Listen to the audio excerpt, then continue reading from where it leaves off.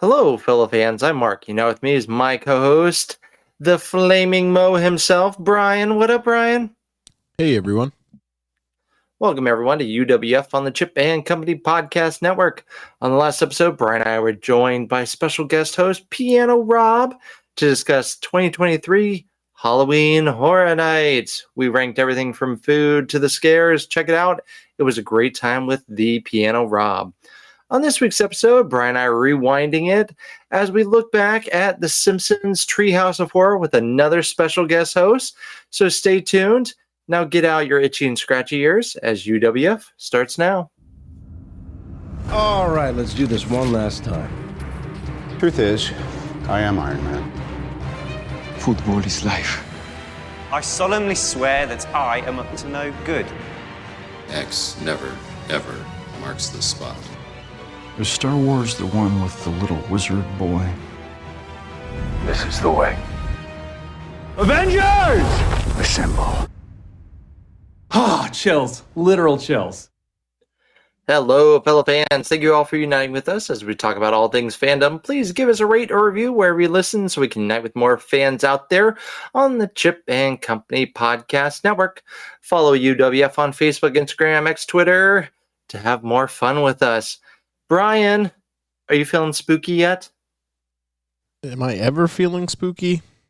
No, that's a good point. To help you get into the spirit, we're going to head to our Disney corner.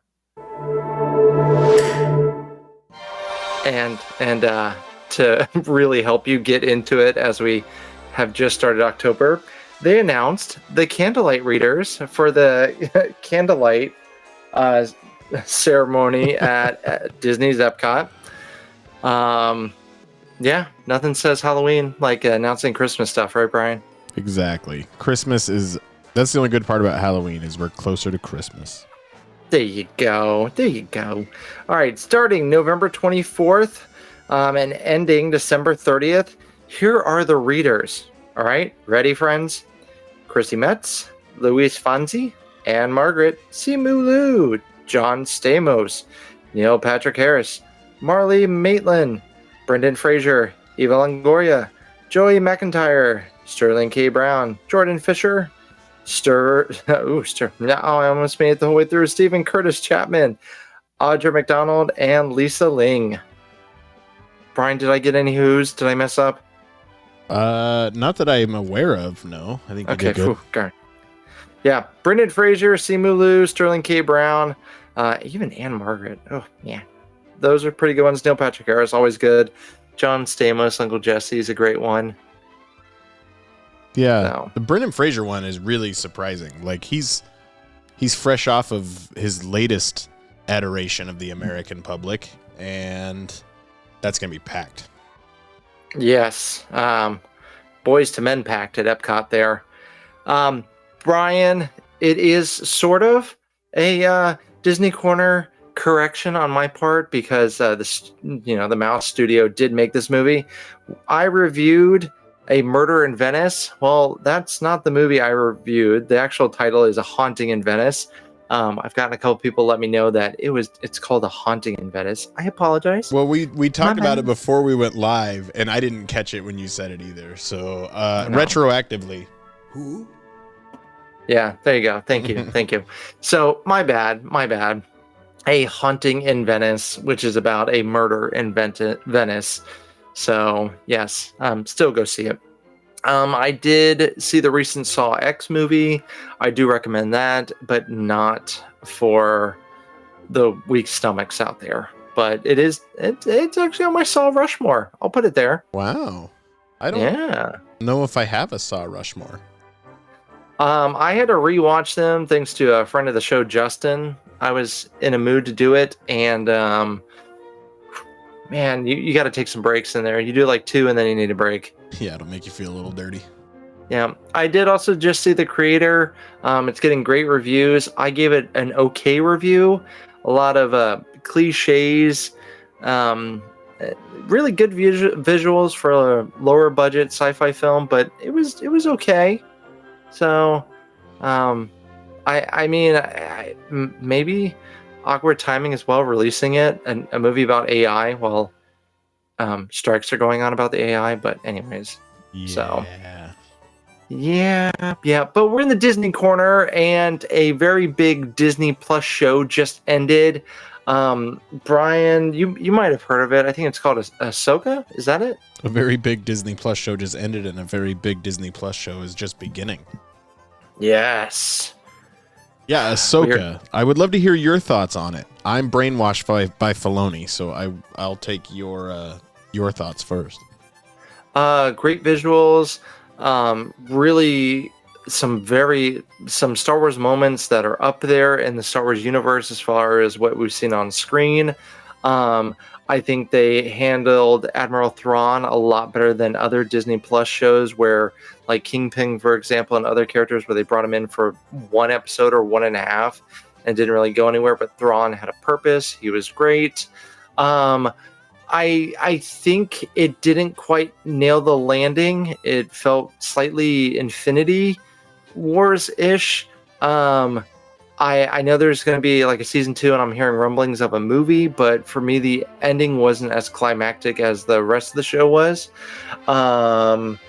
And I would love to hear for any listeners out there, if you haven't seen Star Wars Rebels. Brian luckily encouraged me to do it, and I thoroughly enjoyed it, and I enjoyed Ahsoka more because of it.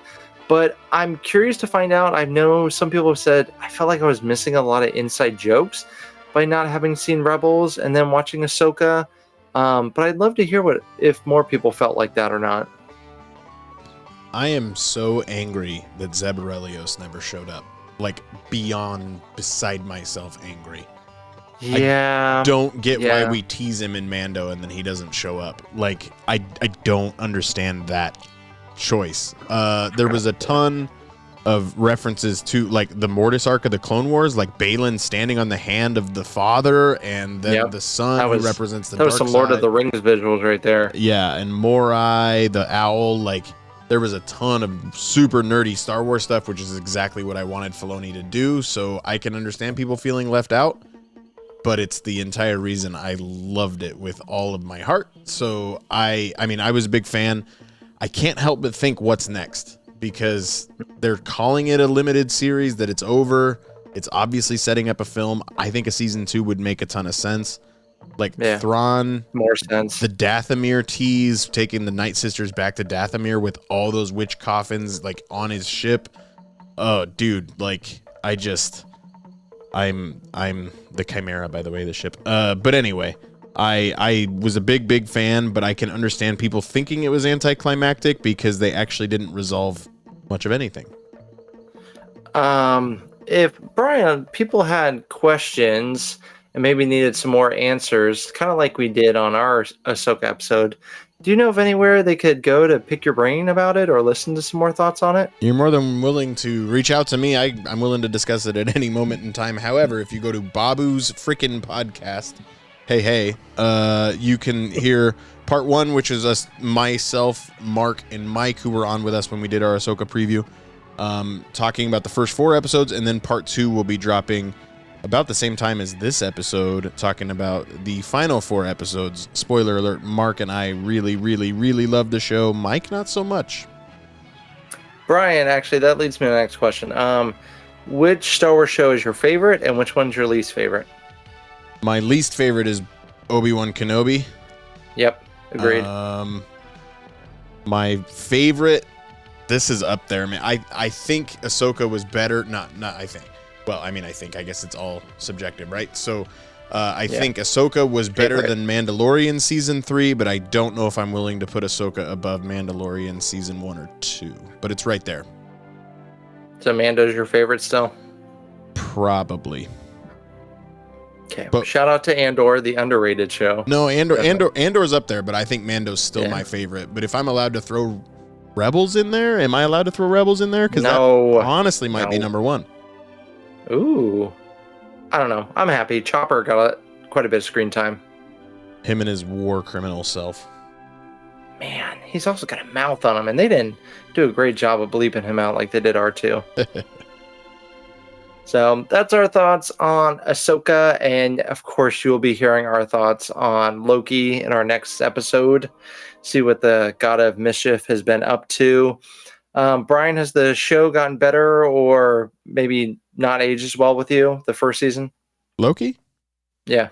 It's my second favorite Disney Plus Marvel show, and it'll never surpass WandaVision, so I don't know if it can really get much higher for me. Big fan of Loki season 1. Rewatched the finale last night and the Quantum Mania post-credit scenes. I still am really uncomfortable with how much I love Jonathan Majors in that role. I'm hoping he's exonerated at some point. Yeah. I mean, they did kind of waste him in the third Ant-Man movie, though. But anyways, that's for a longer chat. I'm excited for Loki season 2. I think it's going to improve on the Loki character. Season 1, I'm calling it now. Season 2 is going to be better than season 1. Loki is not my first, second, or third favorite, but the bottom for me so far is Secret Invasion. So, yeah, it's better than that. Secret Invasion better than What If? Yeah, you have What If higher than Secret Invasion for sure. Oh, yeah, I got What If higher than Secret Invasion. Let's bring in our special guest. Let's ask him if he knows anything about either of these two shows. Chris, welcome to the show. Hello. Thank you for having me. There. We would love to ask you, do you have any thoughts on Ahsoka or season 1 of Loki before season 2? Are you into either of those shows? I am no longer an MCU guy. Fair enough. I'm not going to say I'm out of it, but Chris? It's gotten to the too much going on with it to keep up. I feel that. That's fair. Ahsoka, are you in on that one? Are you a Star Wars guy? Are you kidding me? Look at the poster on the wall. There's figured I'd ask. Yes. Yeah. I'm not gonna. It'd be tough for me to rank the live action Star Wars series without going back and doing a full reassessment of them. But Ahsoka has to be near the top quality wise. I don't think either of us disagree with there. Well, you got thrown right into our our discussion there, but Chris, welcome to the show. Mark, I will let you do the introduction of Chris before we have our listeners listen to Chris for the last hour of this episode. Yeah, good luck. I know, right? Well, everyone listening at home, special guest host for this week is the one, the only Chris O'Mealy. Hi there, Chris. Hi, boys. I've been giving you disappointed head shakes for over 10 years now, known you for a while. That's okay. The head shakes are mutual, so. It's true. It's true. For everyone out there, if you ever upset Chris, watch out. Jersey rain may fall down upon you. It's that's actually... I feel like I've lost 90 to 95% of my anger left me when I moved out of Orlando. I genuinely feel like, I kind of know especially that on the actually. road, like road rage wise, I feel like I don't have it anymore. Wow. Talking about north and losing the anger. Talking about road rage and peek behind the curtain. We're recording this a night later because Mark got stuck in traffic for 4 hours. I'm going to give a quick summary for our listeners out there. And if you're in the Central Florida, Tampa area, you'll feel me on this. And for you baseball fans out there, went to the last Tampa Bay Rays playoff game, got there no problem, left that annoying bridge that they're going to build a stadium in St. Pete across. There was construction on it, so there went a delay. Then there was a car crash. Pretty bad on the other side of Tampa. I hope everyone's okay. So needless to say, I was all for them moving the Tampa Bay Rays to Tampa or maybe Lakeland or Orlando. But instead, they're building them in the parking lot where the problem is, and fans didn't go. And you can see that all over every sports social media there is. But yes, hi, it's me. I'm the problem. It's me. Why we didn't record a night earlier like we were supposed to. But yeah, anyways. This episode's still coming out on time, so that's really all that matters. I know. It's true. Chris, you are our go-to Simpsons guy, but that's not all you do and talk about. By the way, I'm watching, as we're recording, the Savannah Bananas doing their draft of locations, and they're playing at Isotopes Stadium next season, Chris, which nice. I learned that they did, in fact, it's in the city where the Springfield Isotopes threatened to move and leave Springfield. Albuquerque. And yeah, there's actual Simpsons statues at the stadium. Also, So- the Albuquerque Isotopes might be one of the few AAA teams that's probably better than their major league affiliate, aka the Colorado Rockies. Brian. Oh, sorry, buddy. Chris, though, like I was saying, you are a wizard and a genius. You do have a lovely voice for radio. I have What a other lovely face for it too. I know you're podcasting. Thanks. You're look. We're real honest on this show. We don't ever mean to be like mean to anyone, but we're gonna always be honest to our listeners. Chris, you do host wrestling. You co-host podcasts. You're a writer. Tell our friends your origin story. So I've actually finally gotten smart and just made a link tree. There you So go. I can just share that with people and nobody has to go nuts looking for me all over the place anymore. I have quite a lot to update because it's actually been a while since you and I had a real good one-on-one conversation here. I am currently the lead announcer for Three Legacies Wrestling based out of Lancaster, Pennsylvania. If you're not in the Lancaster area and you'd like to see some of the events, Premier Streaming Network hosts the show, as well as anybody out there who's a pro wrestling fan. If you subscribe to Premier Streaming Network, you're going to get a ton of content, including content from some of the major promotions. But you can see all of Three Legacies on there. I've done every one of their shows as the play-by-play announcer with my co-host Joey Image, who I have known for 20 years practically. Yeah, because we would have met. I debuted in wrestling in 2005 and met him at my second ever show. So we're approaching the 20-year mark very quickly. Really good guy, really funny, full-blooded Italian from New Jersey, so we get along great. There's nothing quite like two guys with Italian blood from Jersey doing pro wrestling matches together. But Three Legacies Wrestling is ran by Ricardo Rodriguez. He was the personal ring announcer of Alberto Del Rio, so he was a WWE superstar for years. But a lot of people don't realize he was an active wrestler. He got the gig because he spoke Spanish. And he looked the part. So he got the gig and he's been put in the sharpshooter. I think he's gotten the people's elbow dropped on him. I don't know if he's ever taken a stunner, but he's definitely been involved with Undertaker and all the big names, John Cena. So yeah, he definitely went and did it. And he's opened schools in India, Egypt, and now somehow he's in Lancaster, Pennsylvania. I don't even know how the hell that happened. I don't even think he knows how the hell that happened, but here we are. So there we are. That's awesome. Chris, I do have one question for you. And Brian, maybe you can help with this because, well, it's a random Rushmore, Brian. The game where everything's made up and the points don't matter. For everyone playing at home, Brian is smart. I like to catch him off guard, so I ask him to pick his favorite four of something. Chris, of course, this is also a game for you to play. I'm going to need 4 Disney characters, animated Disney characters, that would make awesome wrestlers. Male or female? I want 4 Disney anime characters that are going to make awesome wrestlers. Okay. Go for it. Do they get their powers? Absolutely. Oh, Okay. yeah, like Mortal Kombat style. Okay, Mulan, first out the gate. Wow. Mulan is first out the gate. Gaston. Okay. I'm thinking of... I'm going for human type Gaston, people. he creates an egg shortage in a small village. That's definitely a hill. Chernobog would be unfair. He's a little too big to just be in a ring. You pretty much step on Yeah. it. So I'm going for like more realistic here. Oh God, the Horn King is slower than the Undertaker walking to the ring. He's out. Yeah. I will definitely take Mulan and Gaston as actual wrestlers. I would say Tarzan would probably do very well. Very There's agile. no fat on that, man. He's Yeah. flexible. He Very gets around the trees, agile. yeah. And then just for the sheer comedy of it, I think Donald Duck. I was thinking the duck. I gotta go Donald Duck. Yeah. Because the second he gets into a temper tantrum, that's it. You know, representing the Navy. I'm sure he could swab the deck with a couple of people.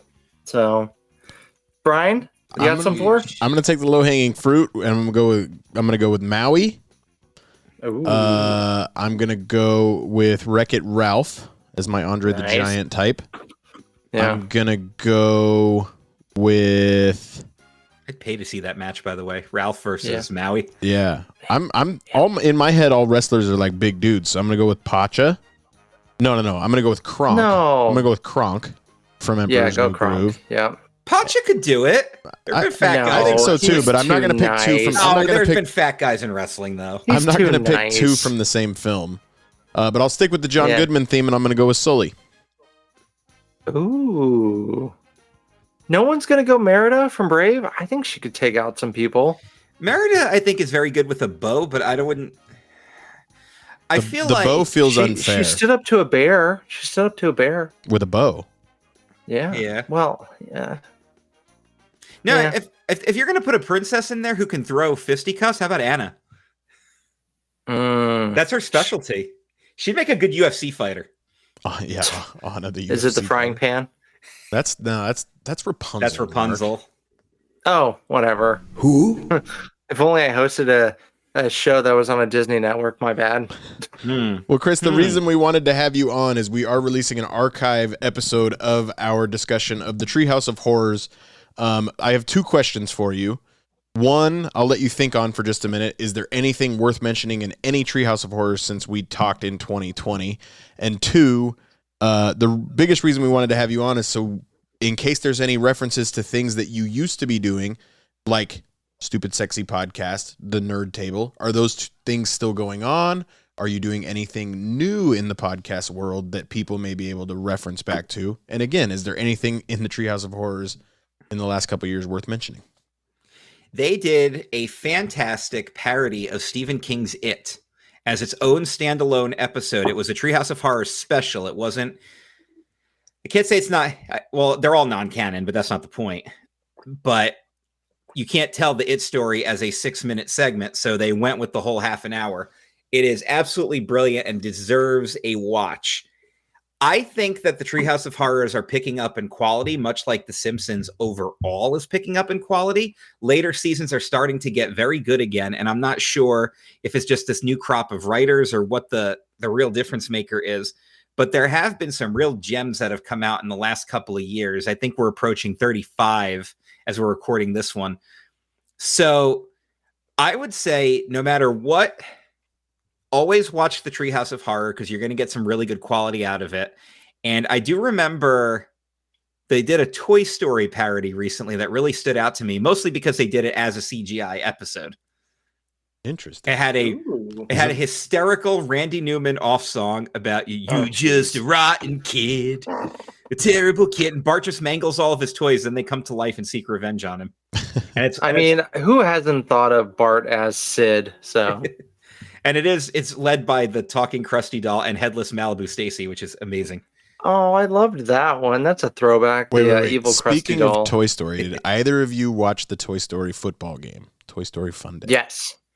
I was actually. No, I don't think it was that bad. Like the first 10 minutes were rough, but like by the second half, did your kids like it? They kind of did. I think Slinky Dog as the first down marker was brilliant. Yep.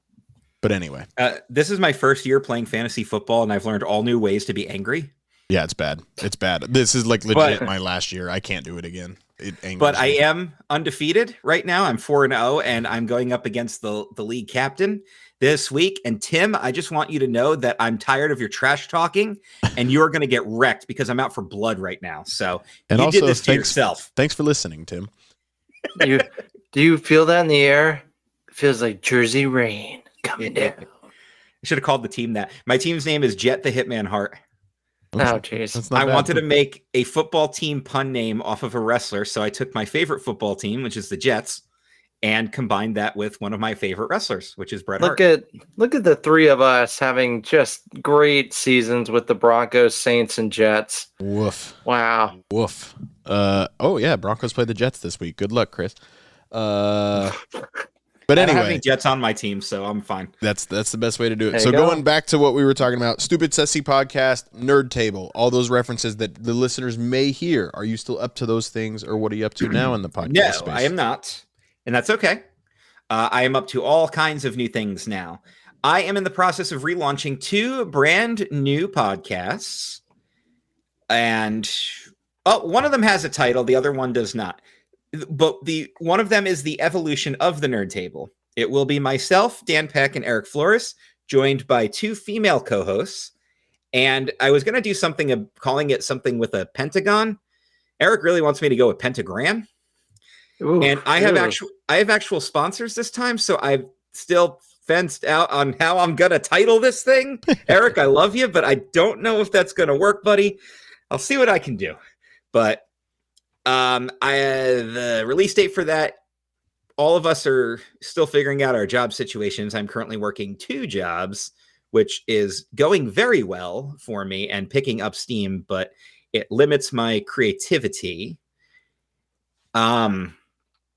Regarding the other show, it is called the Not So Humble Bragcast. It's a one-on-one interview show where I interview you, the listeners, about the cool stuff in your life, the cool things you've done.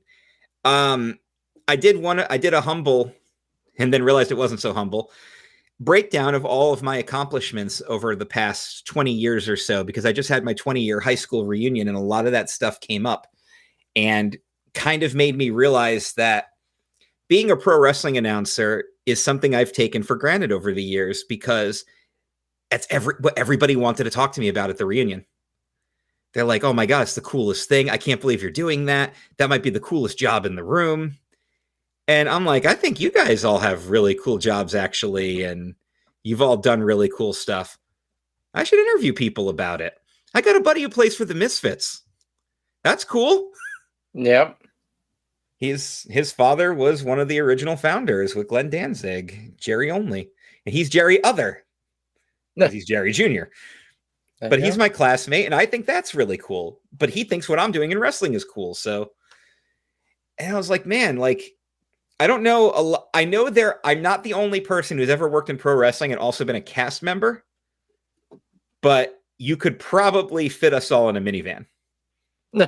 So I think that would be a lot of fun to just interview people. I have a ton of interviews lined up, including all of my sponsors are all going to be lined up for interviews. And I will have a forum coming out pretty soon. I'm just putting the finishing touches on it, so the wordage is correct. But basically, anybody can fill out the form, tell me why you'd want to be a guest, why you'd make a good guest, and what you want to talk about. And if you have multiple things in your life, like if you've had a really cool accomplishment or a really cool job or a really cool hobby, that could be 3 separate episodes. We don't have to cram that all in one thing. You can come back and do other spots. So I want to make that clear to people right away. But anybody who thinks that they would be good at that, that will be in the link tree at some point soon. I'm working on that in the process. But I'm really excited about that. Blessing. More than just helping models get their photos out there, and Brian and I getting our feed pics out there. Linktree can also help you get on Chris's podcast. My feet have been featured in a feature film. It's called Lord of the Rings. Is this all found on CKCC Radio? It will be, yes. Okay. CKCC Radio is still active. And the YouTube channel is CKCC Video, where I have a game show I have launched. Part 1 is up now if anybody wants to watch it. It's called Trivia Battle Royal. We're doing movie trivia. I had 10 contestants. I eliminated 2, and part 2 is in the editing process right now. 8 remain, and 2 more are going home after this round. We're doing movie trivia for the first one, and then I have the next 20 episodes or so of actual trivia content lined up: music, television shows, video games, etc., etc. There will be a Simpsons themed episode, so good luck, all of you. But that's an open forum, by the way. Anybody can apply for any episode that they're interested in, and we'll record at your leisure. Nice. So just a reminder for everyone listening at home, if you ever need anyone for trivia, Chris is a pretty great guy for it. All right. Yeah, well, I love trivia. Now that you all have an introduction as to who Chris is, you hear Chris talk about the Treehouse of Horrors with myself and Mark from a throwback from 3 years ago. But before that, have a word from our sponsors. Hey guys, Dizlife Mark here, and I want to tell you all about the official travel partner here at Chip & Company. Let our good friend Sarah at Destination to Travel help you plan your next Disney vacation. Sarah specializes in planning dream vacations for your family. She's an authorized Disney vacation planner, and she can help with every step of your magical vacation. The best thing is that her services are 100% free. Want to travel beyond Disney? Sarah has you covered there too. Want to find out more? Fill out a trip request form over at the website at Chip & Co. or email her directly at sarahsolberg@d2travel.com. Start planning that dream vacation today. Email her at sarahsolberg@d2travel.com.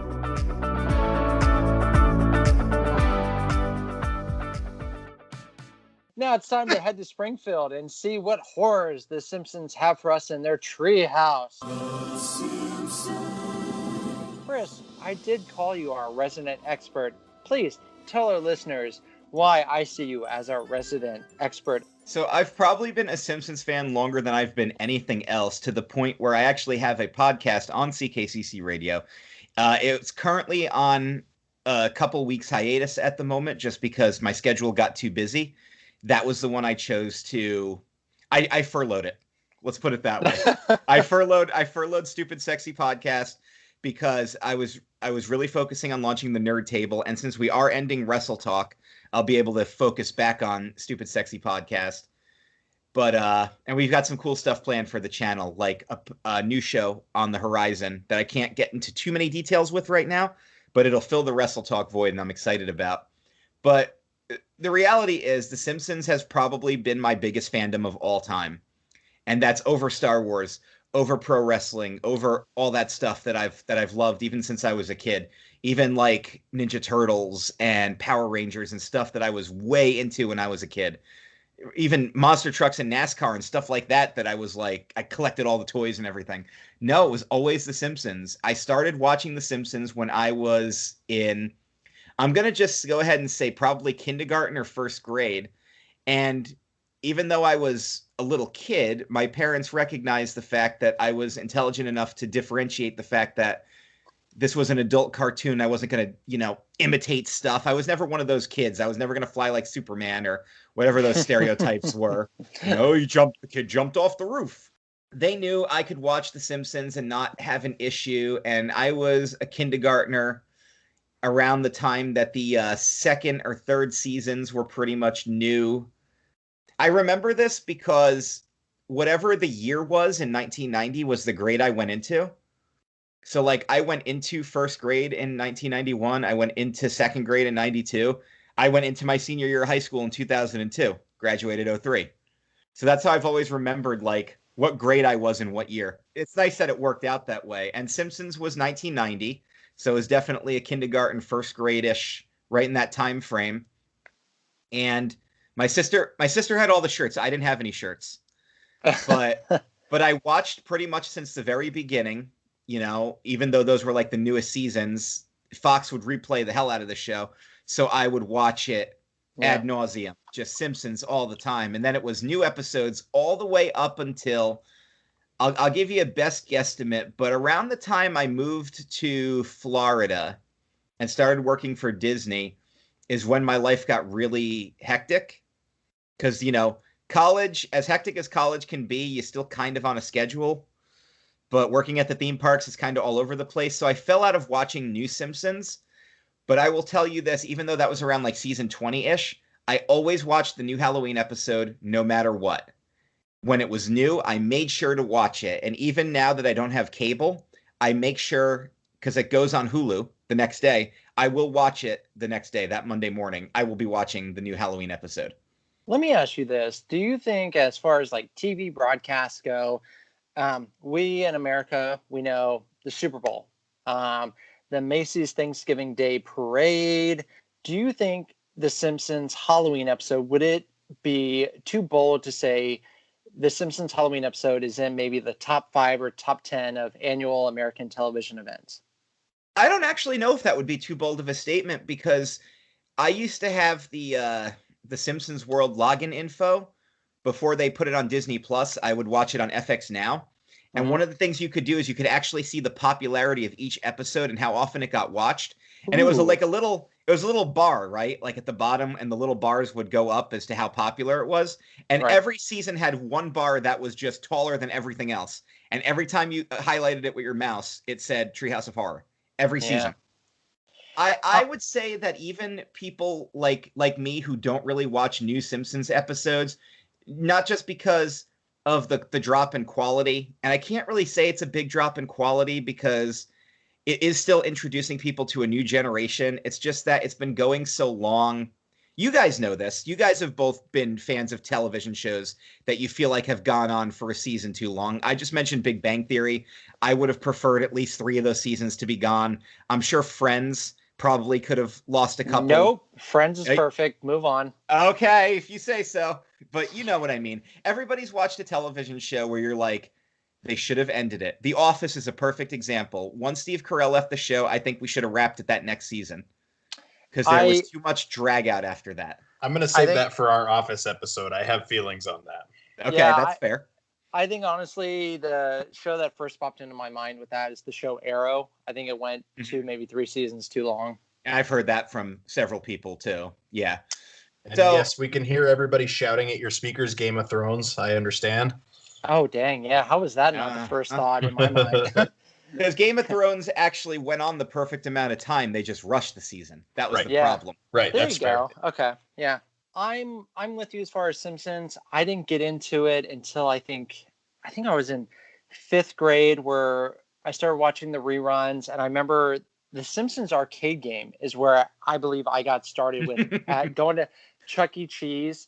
You had the Simpsons arcade game there. And, it was, oh gosh, you can't play the Simpsons. You can't watch Simpsons. And then that game was there. And me being me, I was like, I'm going to go play the game. I have quarters. I have tokens. Here we go.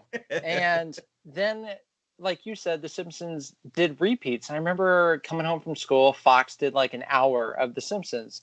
And I would watch it. My parents trusted me and they would go, okay, we'll watch it with you. Like making it seem like they didn't want to watch it, but my dad definitely enjoyed The Simpsons and Homer Simpsons just as much as I did.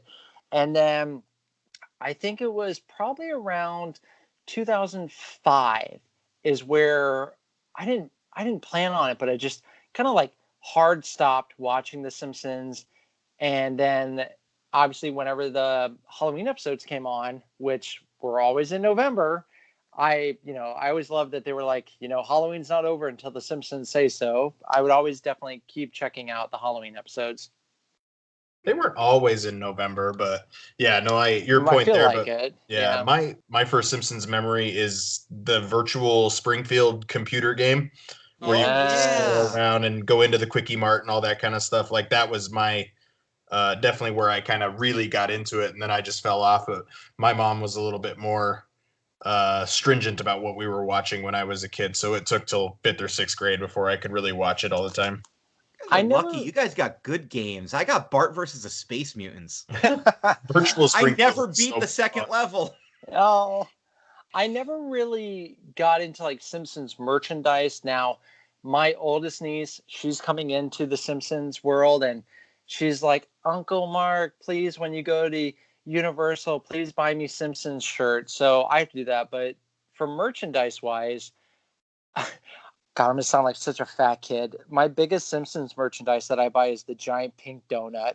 Oh, do not diss that donut. That thing is phenomenal. Oh, so good. If you guys get a chance to go to Universal and you see this giant Simpsons pink donut, get it. It is worth every penny you spend on it. Really, the only word for it is...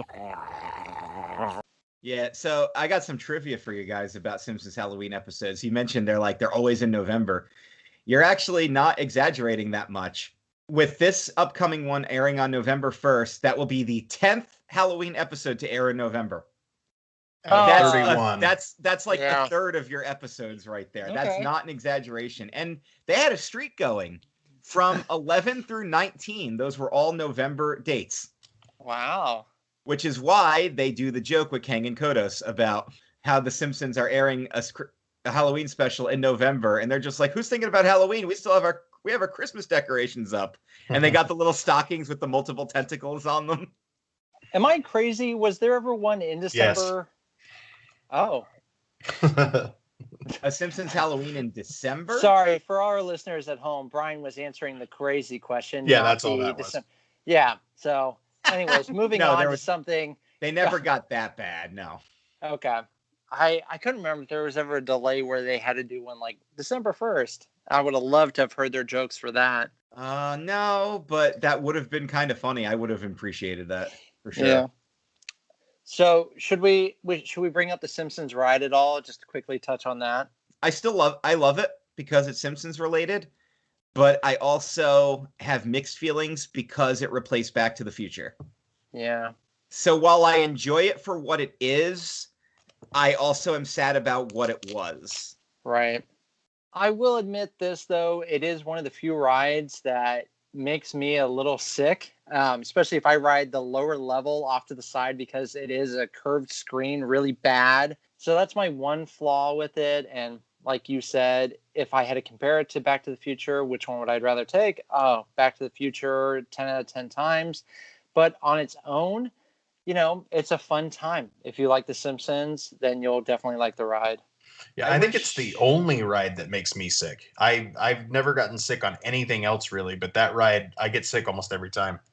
Yeah, and you know what? Now that you guys mention it, that is one of those rides that does get you a little good. The only rides that usually make me sick are straight up spinning and straight up drops, which is why I will only ride Tower of Terror if I've taken a Dramamine, because that drop motion makes me nauseated, which is why I don't ride Tower of Terror as much as I would like to. Because I love the ride itself, but it's the straight drops get me. And I will never, ever go on teacups, ever, because that will be projectile vomiting, and nobody wants to deal with that. Every moment I live is agony.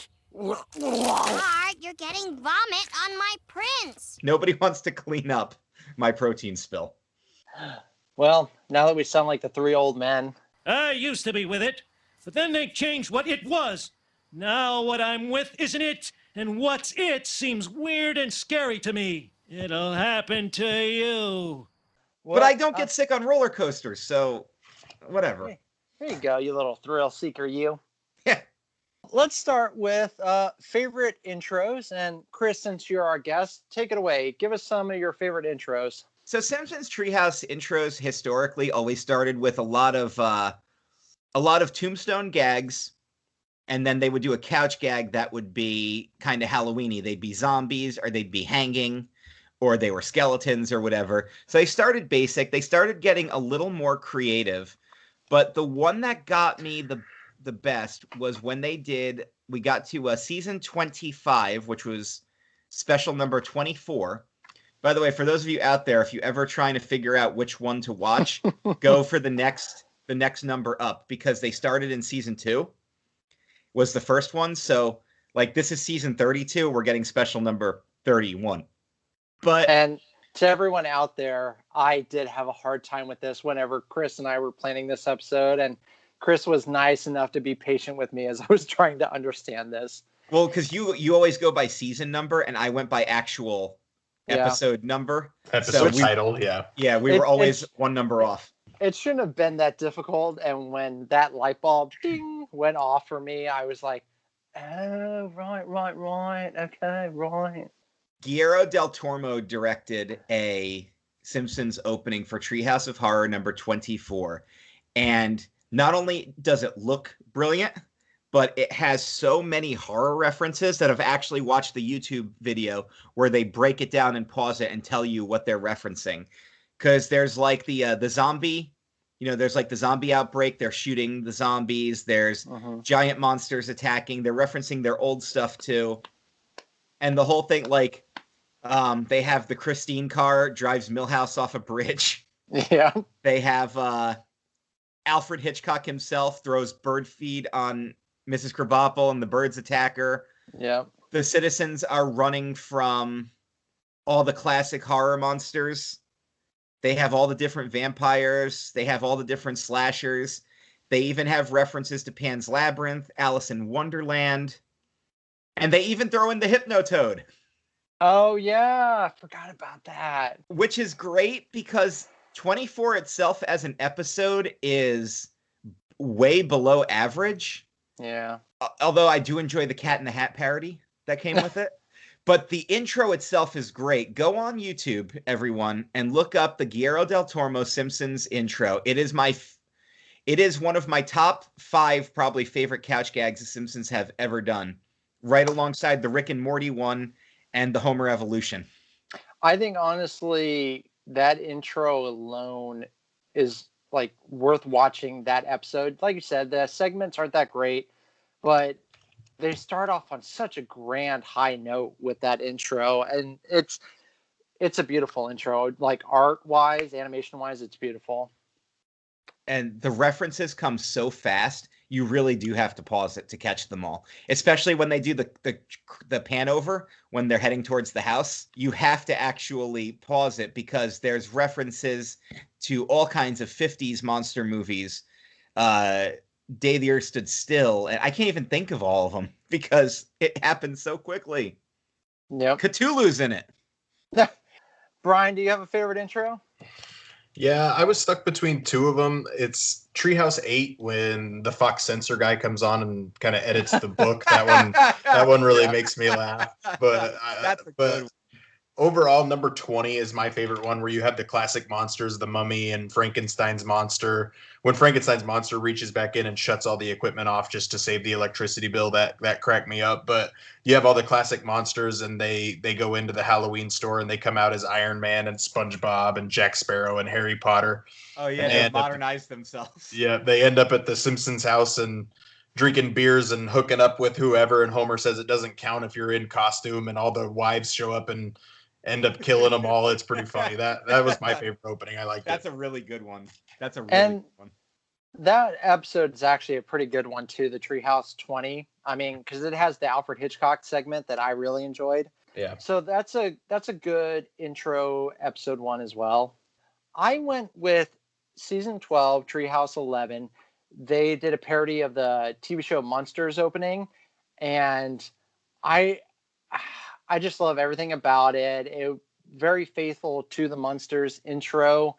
Is it the most creative as far as both of y'all's choices? No, but it's the first one that stuck out to me and has stuck with me so long. So I think that's why it's my favorite. I think what kills me with that one is the angry mob kills all the monsters except for Lisa because she looks normal. So she just casually walks away. I love how she like kind of looks around and just this like whistle walks away, like, just leaves everybody burning in her family, but it's okay. That episode has the Kang and Kodos epilogue where they're like, I can't believe we've been left out of the Halloween special. No, hang up the phone. They're trying to call. And then they get booked to do an Old Navy commercial. Yeah. Did that actually happen though? I wonder if Old Navy ever actually followed through on that gag. I feel like that's a missed opportunity. I don't think they're hip enough to do that. I think that might actually be the joke. Old Navy, if you're listening, thank you for listening. Food for thought. Take the Simpsons up on that offer. Just contact Disney. I'm sure they'll be happy to play ball. You guys are really you higher ups are really bored to listen to any podcast that has me on it. If you're gonna, well, that's why you guys are doing. They listen to us, so I'm hoping that they will branch out to you, Chris, from us. Wouldn't that be sweet? Yeah. Well, not all intros were winners. And Chris, can you maybe think of some intros that didn't wow you just off the top of your head? Off the top of my head, no. Because whenever they've done an actual intro, they've usually made it pretty fun.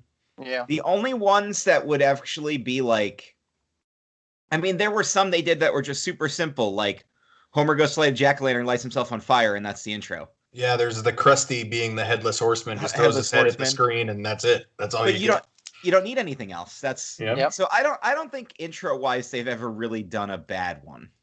Okay. God, I'm blanking on which one this is, which is going to kill my fandom cred card. But they do the one where they intro all these celebrities for their Halloween special, and then they're all dead, and it's all celebrities who have turned them down for voiceovers. I don't know that one.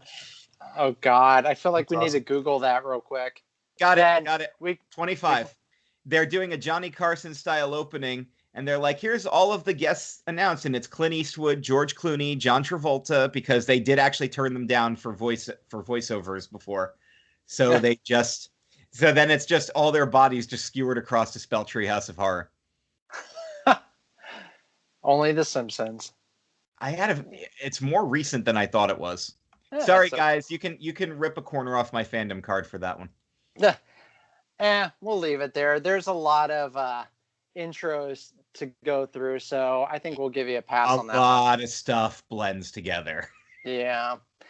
The intros, I agree, though. It's even when the earlier ones were just changing the names on the tombstones, those are fun little, like, blink and you'll miss it, but they're still, like, funny. So I think The Simpsons is one of the greatest shows as far as intros and keeping each intro fresh and not just recycling it.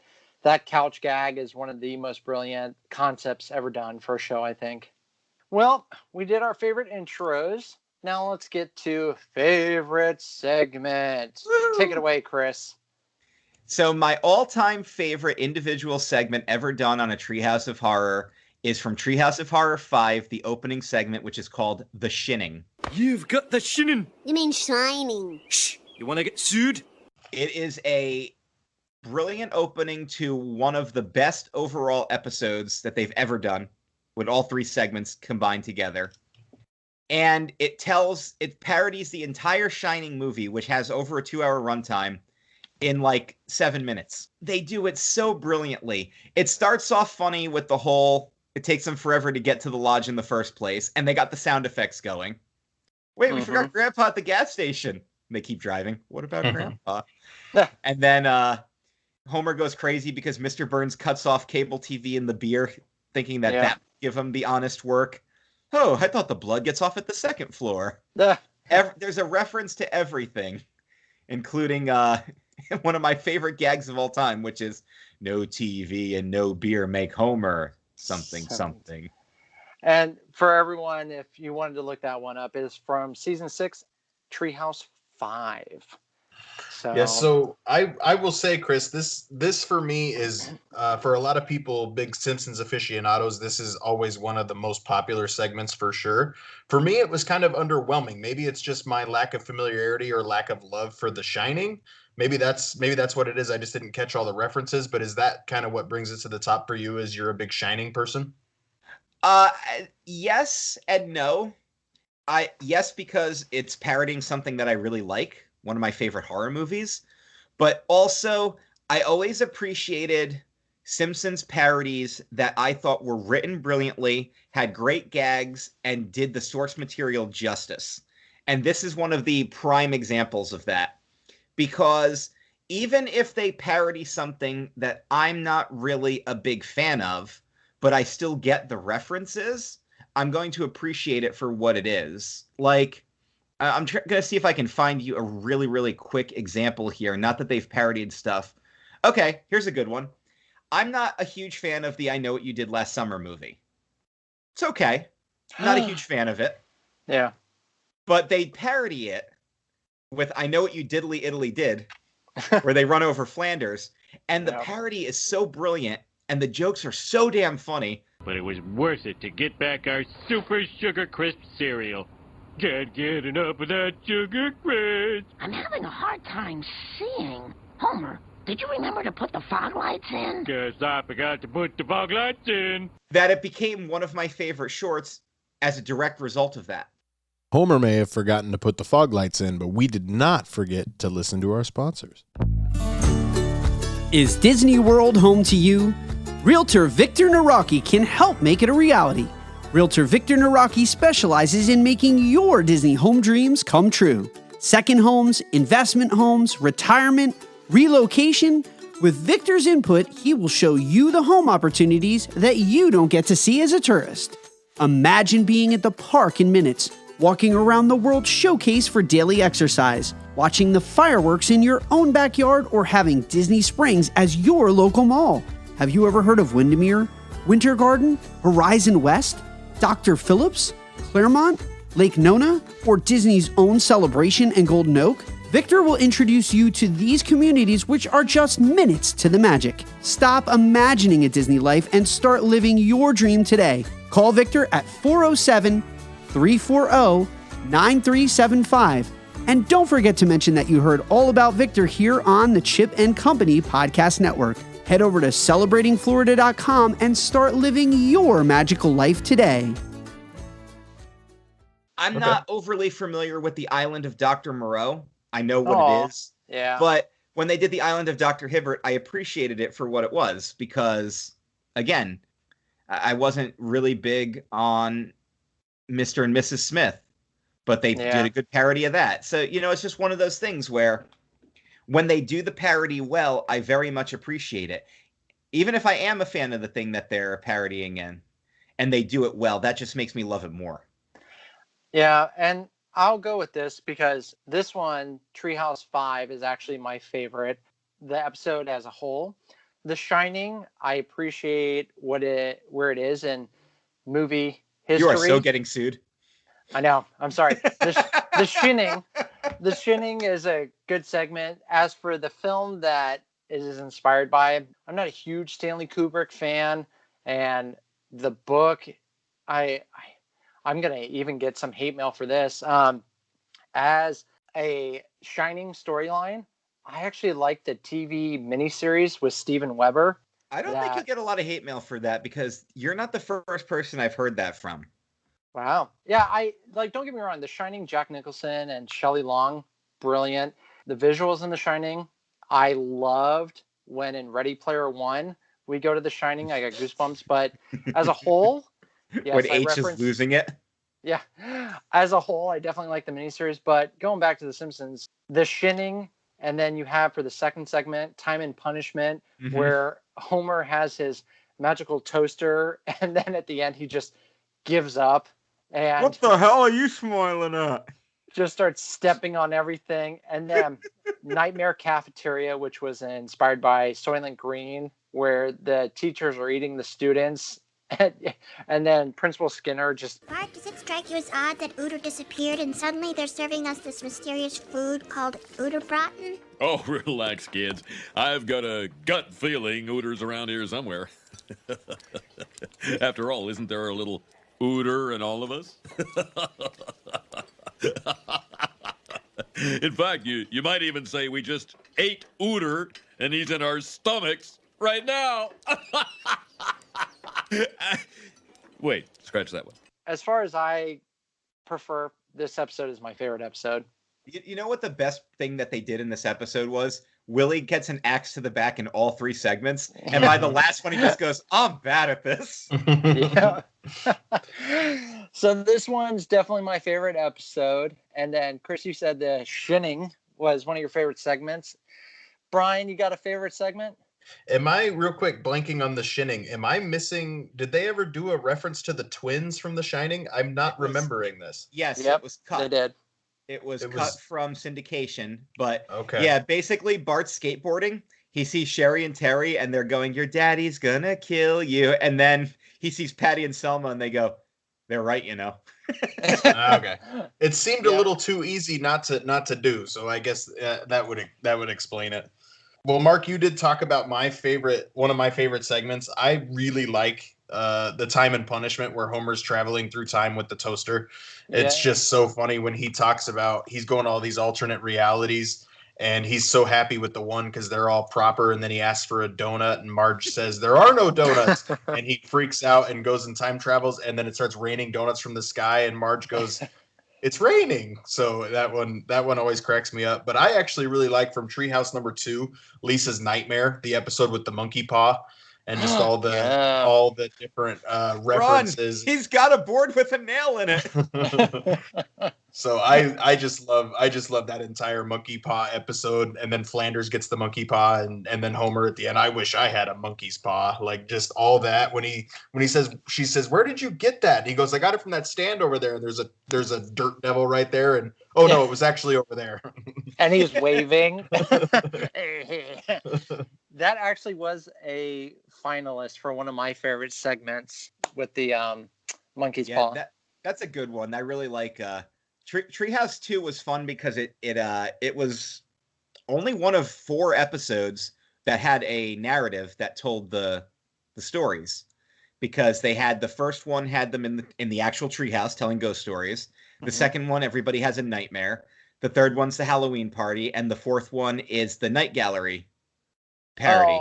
Night Gallery. Yeah. And they stopped doing it for number 5 because they realized they weren't going to be able to come up with something new and original to wrap everything together each time, which I actually think was probably good because they ended it while they were on top. But I always like Bart, I had a bad dream. Can I sleep with you? No, I'll give you a candy necklace. And he immediately eats it. Hop in. Thanks, Bart. Let's talk. More sleep. And then I do love when Homer is in that pawn shop. Take this object, but beware, it carries a terrible curse. Ooh, that's bad. But it comes with a free Frogut. That's good. The Frogut is also cursed. That's bad. But you get your choice of topping. That's good. The toppings contain potassium benzoate. That's bad. Can I go now? Clown Without Pity. Yeah. A Twilight Zone parody. Yep, the Clown Without Pity, that one's my favorite. I laugh every time Homer's taking a bath and when it's evil Krusty and he tries to kill him. And he runs out naked in front of Patty and Selma and they're like, I've lost my appetite. Yeah. That was Patty going, there goes the last lingering thread of my heterosexuality. And then what happens a couple seasons later? Patty's a lesbian. And then so Treehouse of Horror is canon. That was my takeaway from that. Yeah. So yeah, Clown Without Pity is from season 4, Treehouse 3, and then spoiler alert, of course, when Krusty, they just have to switch him over to Good Doll.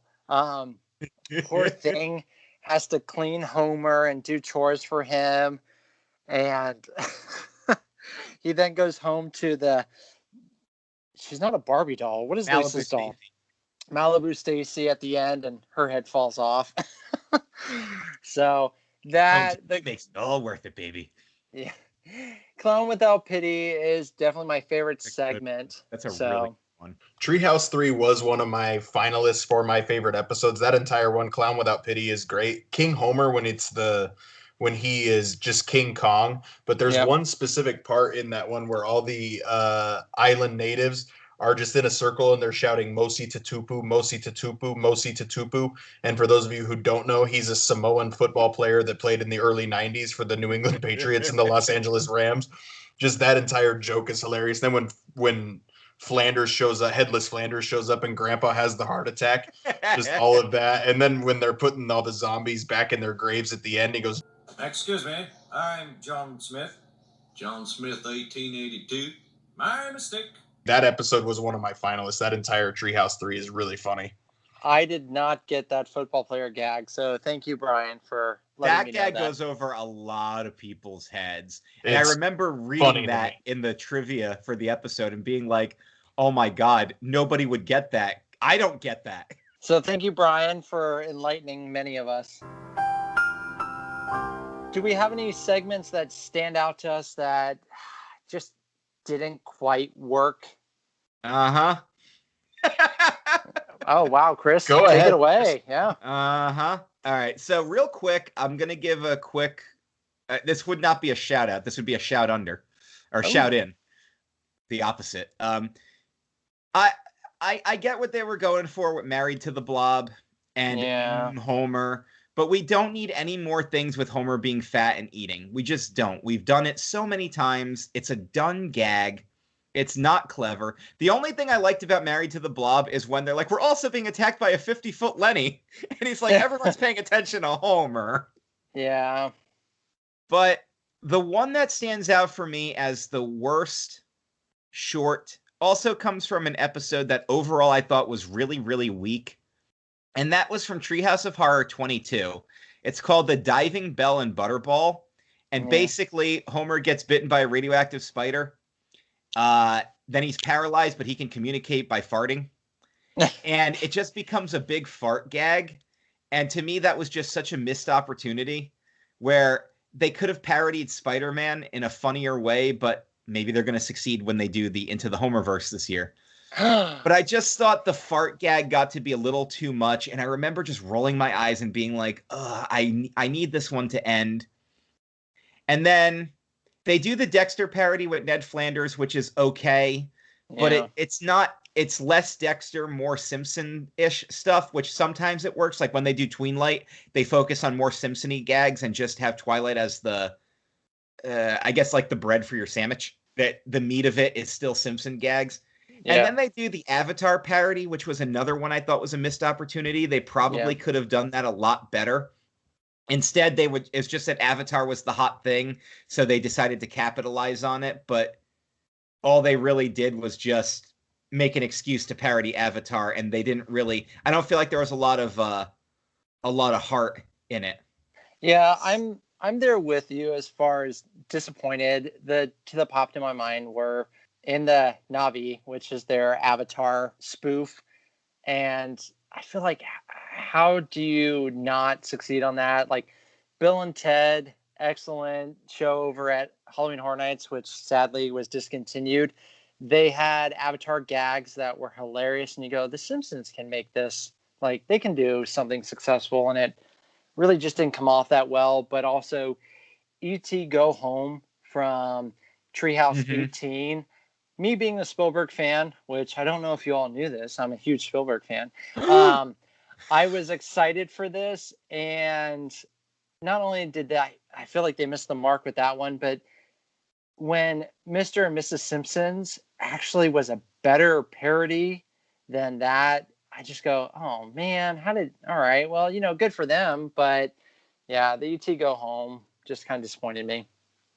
Yeah, when we're talking about disappointments, the biggest disappointment for me was actually last year when they did Danger Things, the Stranger Things parody. I just think there were so many opportunities that they missed. They did a good job at poking a lot of fun at the 80s stuff and all the 80s references and all that kind of stuff. But overall, they call it out in the middle of the episode too. Somebody hasn't watched enough of season 3, and they throw in one little thing from season 3 in there. But there was just so many missed opportunities and so much more they could have done with the Stranger Things that I was just disappointed in it.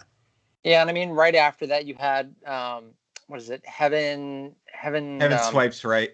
Thank you. Yeah, that episode just, yeah, that was a hard one to get through.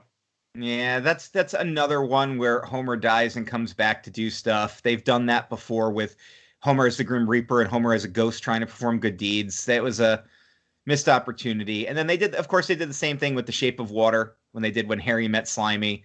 And again, it was just because that was the hot thing, so they went for it, but didn't. They were focusing more on the parody than the actual writing content of the episode. Right. Yeah. But I did enjoy Danger Things, but I totally get what you're saying, that they could have done more.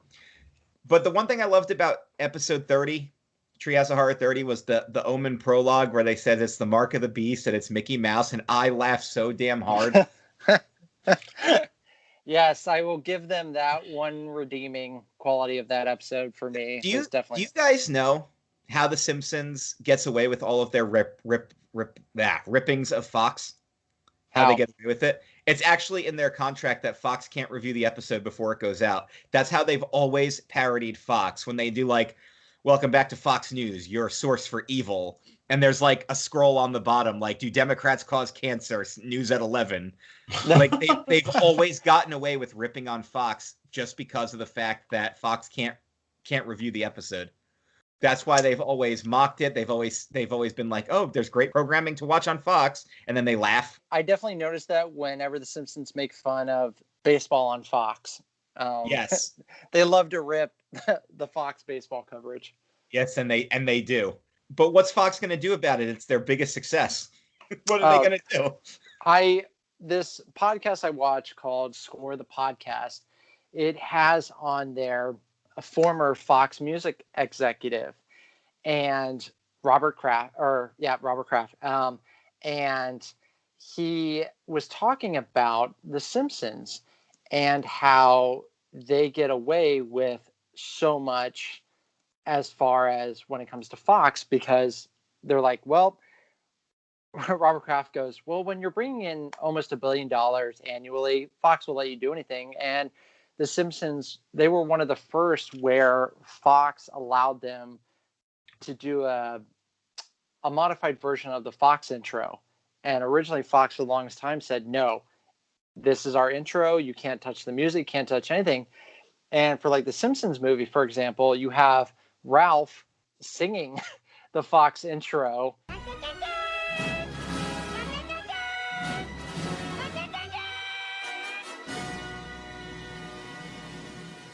It was one of the rare times where Fox said, oh yeah, you're the Simpsons. Go ahead, go for it.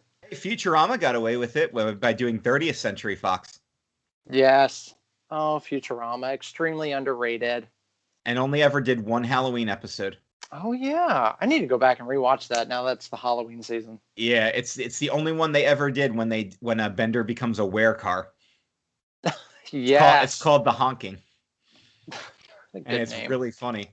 The last ghost died over 600 years ago. Yes, but the robot ghosts are still out there. Ooh.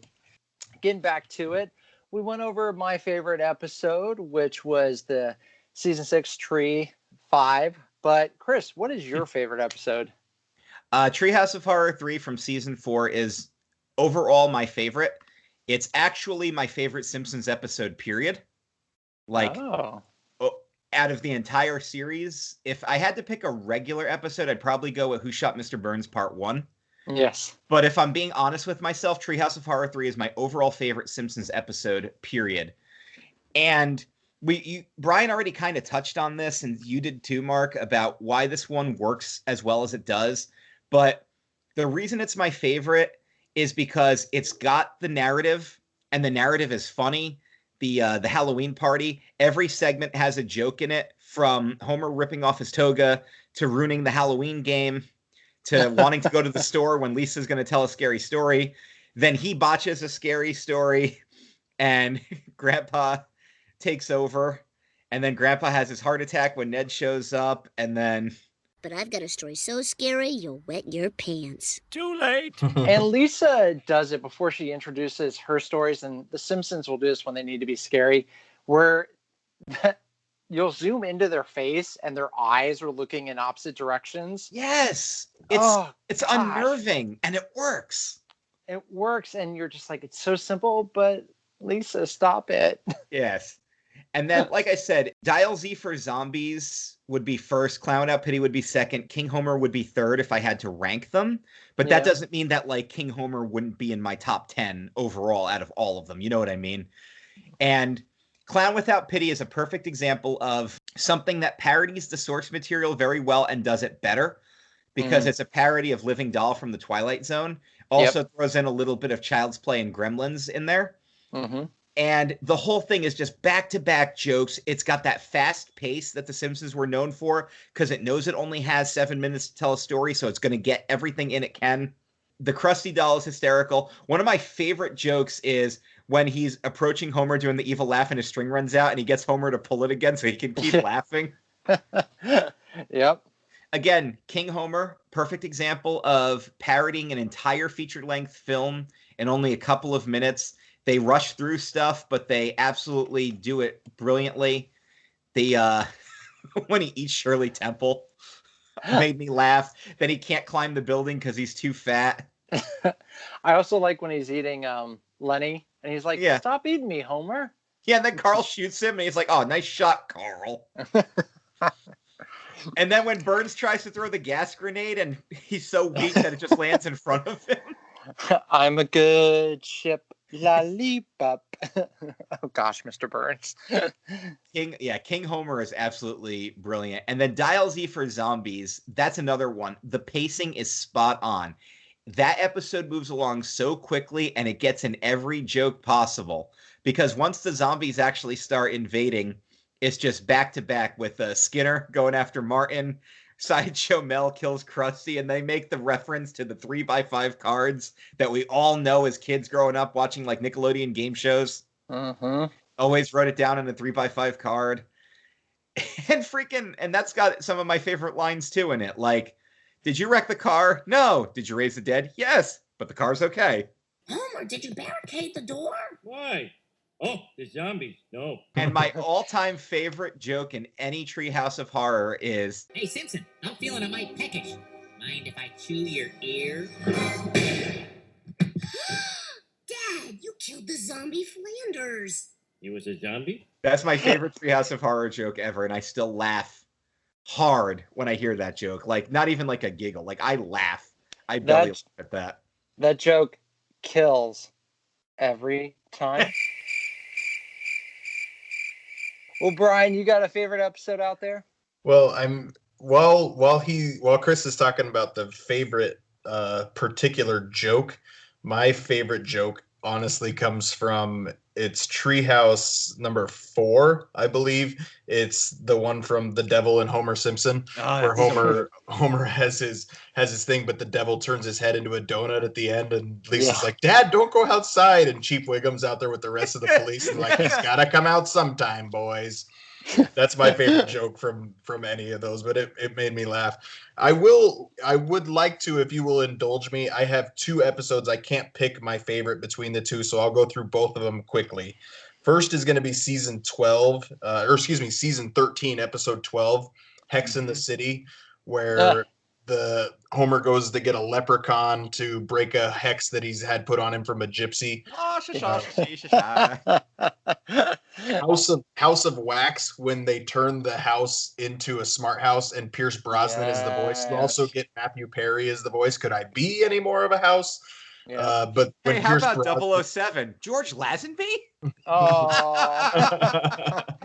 but when they turn the house into Pierce Brosnan and he becomes obsessed with Marge, just all of that one makes me laugh. And then Whiz Kids, the Harry Potter parody Hang on. You got to go back to when they give poor Pierce Brosnan over to Selma and Patty, and he's trying to self-destruct, and they're like looking for this. It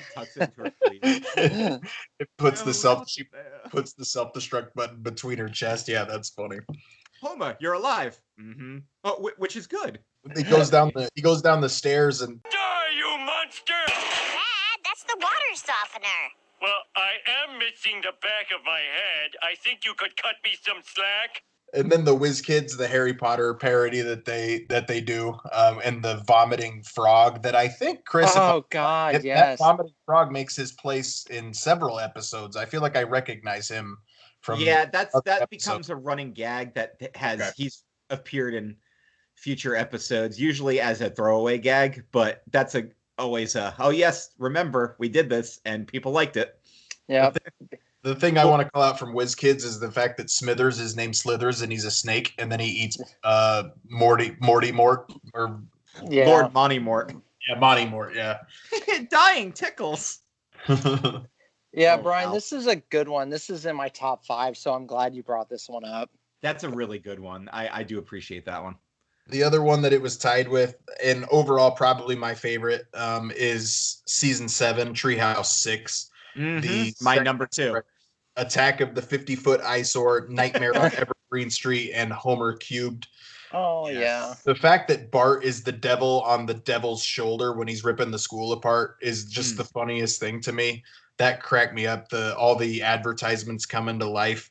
I really like that one. And then the Nightmare on Evergreen Street, that one I remember as a kid with Willie with groundskeeper Willie being the Freddy Krueger of the town. That was actually kind of a scary episode or segment. God, when he murders Martin and Nelson goes, don't wheel him into the kindergarten. He's leaving the class and the sheet falls off. But wait, and then groundskeeper Willie, what does he turn into? Like a lawnmower? Or he turns into this, was it the bus? Track. Yeah. He turns into several things. He's his own tractor. Yeah. He's a mower, and then he turns into a giant bagpipe spider. Oh, I love the bagpipe spider. And Maggie plugs the exhaust port. Well, we were talking about favorite segments. The only reason I didn't bring this one up is because it was going to be in my favorite episodes is Homer Cubed, when he goes into that third dimension and you see just kind of what computer animation used to look like, but just all of that. That episode is hilarious. Oh, there's so much I don't know about astrophysics. I wish I read that book by that wheelchair guy. When you consider that this episode aired the same year as Toy Story. Yeah.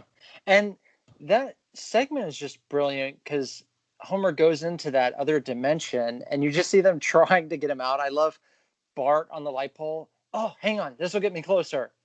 Yeah. And you see the gag when the camera zooms out and he's not really closer at all. Homer Cubed is my number 2 favorite segment after the shinning.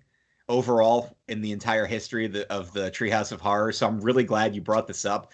This is it's another one. I think the pacing is perfect. They get all the jokes in there, and then even when the pacing slows down, it's on purpose. Like, Man, this place looks expensive.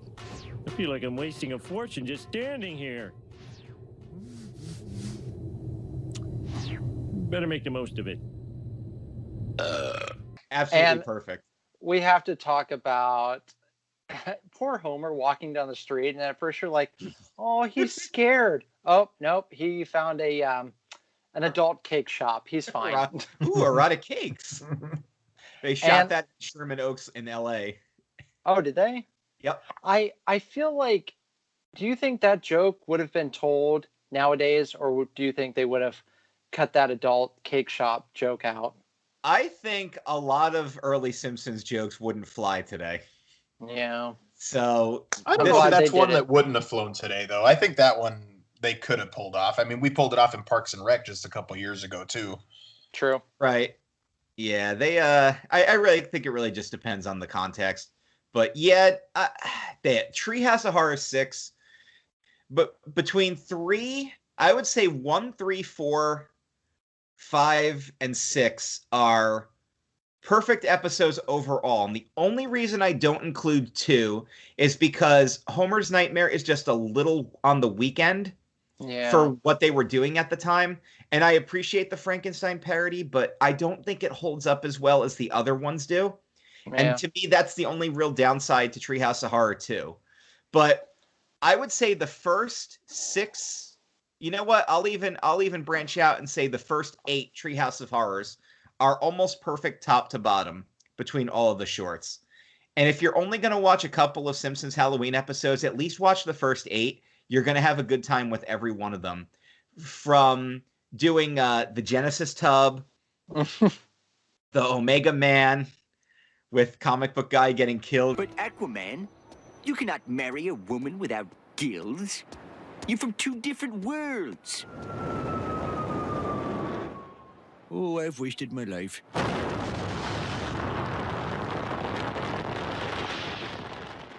We can't go on without talking about Comic Book Man and the Xena segment. Yes, desperately seeking Xena from number 10, which also has that's another one that's actually on my favorite list because it's the I Know What You Did Last Summer parody. Yep. The Xena episode, which was amazing, and then the Y2K hysteric episode that they did. Well, I just love it when they're like, I told you I'm not Xena, I'm Lucy Lawless. And then they just go, oh yeah, where she's flying. Like, oh, that explains it. It's Xena fine. Can't fly. Well, I'm not Xena, I'm Lucy Lawless. Also, one of 2 Halloween episodes to actually air on Halloween. Oh yeah. Number 2 and number 10 both aired on October 31st. They're the only ones. Oh, I just love that title though. I Know What You Diddly did. Diddly did. Life's a glitch, then you die. That's a good title too. Boy, you must have had a hard time debugging all those computers. Doing the what now? Oh God, it's spreading. Well, you were talking about number 7 and number 8. I think you do have to include those because number 7 has Citizen Kang in it. And when you get My Fellow Americans as a young boy, I dreamed of being a baseball. Just the entire time of Bob Dole and Bill Clinton, it just takes you back to a whole nother time, man. It's just this entire show is just a walk down memory lane. The show has always been really, really good at satirizing politics despite the fact that it's a Fox show, it's always been really good at not taking sides and basically mocking both parties. And Citizen Kang's a perfect example of that because when they realize it's a 2-party system and the guy goes, well, I'll vote for a 3rd-party candidate. Kang goes, go ahead, throw your vote away. When the Democratic van pulls up like, Mr. President, we're having some concerns. Mr. President, sir, people are becoming a bit confused. By the way, you and your opponent are, well, constantly holding hands. We are merely exchanging long protein strings. If you can think of a simpler way, I'd like to hear it. But that has my other favorite Treehouse of Horror line of all time. Don't blame me. I voted for Kodos. I feel like we can use that hashtag this year. Yeah, that's, like I said, those first couple episodes.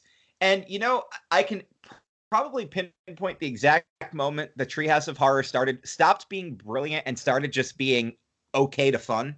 Yeah. If you notice if you ever look at the credits, Treehouse of Horror 14, actually, I'll say 13 is the last one where each individual short had a different writer. Oh. And when we got to 14, John Swartzwelder wrote all three of them. And then after that, whether it was Bill Odenkirk or Mark Wilmore or Peter Gaffney, it was always the same person writing all three of them. And I think that's where some of the weakness started to come in. Because before that, you had a different writer for every single one. And that's why they worked as well as they did. You know, and even when you had multiple writers doing all three of them, it was the combination of all the brilliant writers from that era. Treehouse of Horror 2 and 3 was a huge combination effort between 6 individual writers on each one. Get a lot of different perspectives, a lot of different Yeah. tonal changes. Exactly. Look at the inaugural episode that they ever did. Bad Dream House was John Swartzwelder. Hungry Are the Damned was Jake Hogan and Wallace. Well, I'm going to mispronounce his name, but I think it's Wolodarski. And then The Raven is actually credited to Sam Simon and Edgar Allan Poe. Ah, they did give Edgar Allan Poe. That's cool. They did give him the credit. I guess they kind of had to, though. Like the Night Gallery wraparounds from 4 was Conan O'Brien was behind that. Oh, Conan O'Brien. So I feel like that's why those early ones worked so much, was because they let each person write something instead of expecting one person to write all three of them, because that's when you start to see where they're focusing more on the parody instead of the quality. And maybe that's the case, maybe not. I can't really say for sure, but I feel like there's a disconnect there with how many people were writing the episodes. So while we're talking about favorite episodes, though, Chris talked about it a little bit. Number 4, that one is great. And we talked specifically about the segment, The Devil and Homer Simpson, when Lionel Hutz walks in. Mr. Simpson, don't you worry. I watched Matlock in a bar last night. The sound wasn't on, but I think I got the gist of it. But when you talk about Homer, the gag of Homer just getting fat, it still makes me laugh when the devil force feeds him all those donuts and he just keeps eating and eating. Just that entire segment is really funny. The fact that Flanders is the devil. Flanders, you're the devil? It's always the one you least suspect. Who's that goat-legged fellow? I like the cut of his jib. Prince of Darkness, sir. He's your 11 o'clock. When I was really dealing with my weight concerns and whatnot, to make myself cheer up a little bit more, I actually had that picture of Homer being fed all those donuts as a reminder whenever I needed to remind myself maybe to scale back on portions. I was like, don't be a Homer. Forbidden donut. Plus they got you have a parody of the best Twilight Zone episode of all time. Yep. With Terror at 5.5 feet with Bart on the school bus with the gremlin. My favorite is when he goes, oh no, there's a gremlin on the side of the bus, and he sees Hans Moleman driving the little car. Yeah. He goes, don't worry, Bart, dude, I'll take care of it, and runs him off the road. And the Bram Stoker Dracula parody it's the Gary Oldman Dracula with Mr. Burns, and they parody Lost Boys in that one too. But I love when Bart just ends up getting killed just because of the fact that he has to do the super fun slide. The thing I remember about that episode was I'd always have to remember it, but I remember the ending to the episode where they do their little Christmas shout out. Yeah, they say Happy Halloween and they start doing the Charlie Brown. And you have Santa's little helper dancing. Yeah, and Milhouse is playing the piano. Like I said, the early ones are really the best, but I want to just give a quick shout out to a couple of later segments that I don't get as much recognition as they should, just because they have happened in those later years, like in the early 2000s and on, when The Simpsons did admittedly start to have its first real quality drop. Not that it became a bad show, but it wasn't the same as it was. A couple of the ones I want to recommend that people definitely check out include It's the Grand Pumpkin Milhouse. Yes. From number 19. It's a really, really good parody of The Great Pumpkin. And they reference the Christmas stuff too, because they go to the Halloween party and all the kids are doing the repetitive dancing. So I've always said that one. We did mention Dial M for Murder or Press Pound to return to main menu, which is a big Alfred Hitchcock parody. That one's a lot of fun. Don't sleep on Tweenlight from number 21, which is, of course, they parody Twilight, but they brought in Daniel Radcliffe to be the vampire. Brilliant. And I love when they're driving through Dracula La Land, and it's every vampire ever, and every pop culture vampire is there, including Count Chocula. And then the Count, who is feasting on Big Bird. These are the ones you can't sleep on these. And as you get later on, a lot of stuff just kind of becomes kind of an kind of thing. But they do a really good one called Coralisa for number 28, which is a Coraline parody, and it's really done well with they bring in the animation. They have the others from number 25, which is a reference to their old Tracy Ullman versions still living in the house and being trapped there. Yeah, that one's funny. Such a good one. And then at the end, they have different versions of all the characters show up, parodying South Park, Archer, Adventure Time, Minions.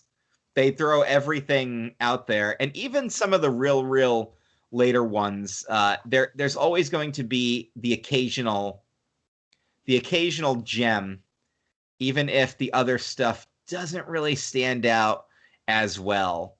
There's always something really funny in some of these later episodes that I always recommend people check out. Like even the one with Tweenlight as a whole, they do a parody of Jumanji, but they parody all the board games coming to life.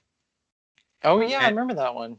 And they also, and I remember my favorite part was like, what if we don't finish the game? You're going to have to deal with more nonsense like that, where it's a Yahtzee parody and it's 5 characters as Yahtzee things. And Sideshow Mel's one of the dice, and he's like, oh, at least the cup is lined with felt. And Mo just goes, hey, Mr. Positive, shut the hell up. And that also has the Dead Calm parody with Master and Cadaver, which has Hugh Laurie on it. Oh, yes. I have to give a shout out to earlier on, the Treehouse 9, The Hell to Pay. I always find that one entertaining. That's one that people sleep on too much, but I think that one's really funny. Plus, that has the Terror of Tiny Toon when they get sucked into Itchy and Scratchy and they have to use cartoon logic to escape. And then Homer sits down and goes, ooh, how are Bart and Lisa going to get out of this one? Like I said, and I said it at the beginning, and I'll end my overall impression of Treehouse of Horror on this episode of United We Fan with this. Even when The Simpsons has dipped in quality, you can always watch the Halloween episode, and even the bad ones, you're still going to have a good time watching.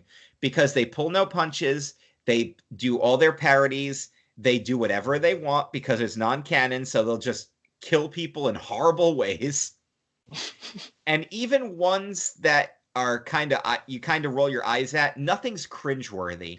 Even the Diving Bell and Butterball, which I believe is the worst short they've ever done, it isn't cringy. It's just I rolled my eyes at it. And there's a big difference between that. That seems like a great place to wrap this up. Well, that concludes this episode. We thank you, fellow fans, for listening. Please give the show a rate or review wherever you listen so we can unite with more fans out there. Let's hear it, everyone, for our guest host, Chris. Thank you. I would say I'll be here all week, but I will not be on the next episode. But I will be back. I always appreciate you guys having me on, and you are always welcome to come sit down at the nerd table with us or get in touch with any of the other CKCC radio hosts. If you're interested in being on any of their shows, I'm sure they'd be more than happy to have you. And if you guys want to check out more of this goodness, you can find CKCC Radio anywhere you get your favorite podcasts. And definitely check out, for those Simpsons fans, Chris and his sexy podcast. I still love that name. Sexy podcast. Sexy podcast. Again, one of my favorite gags. Because it's the parody of one of my all-time favorite gags, which of course is when Homer loses control of his skis and tries to remember what the instructor said, but all he can remember is Ned in his skin-tight skiing outfit. Okay, don't panic. Remember what the instructor said. If you ever get into trouble, all you need to do is... Feels like I'm wearing nothing at all. Nothing at all. Nothing at all. Stupid sexy Flanders. Well, that concludes this episode. We thank you, fellow fans, for uniting with us. to our special guest host, Chris, we thank you especially.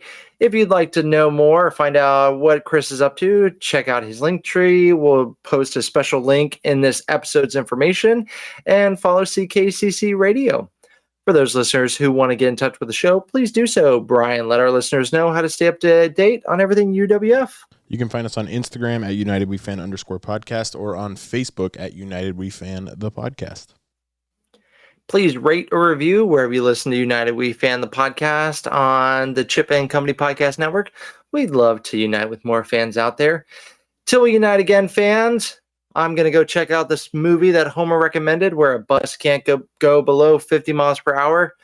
What was it called? I think it was called The Bus That Couldn't Slow Down.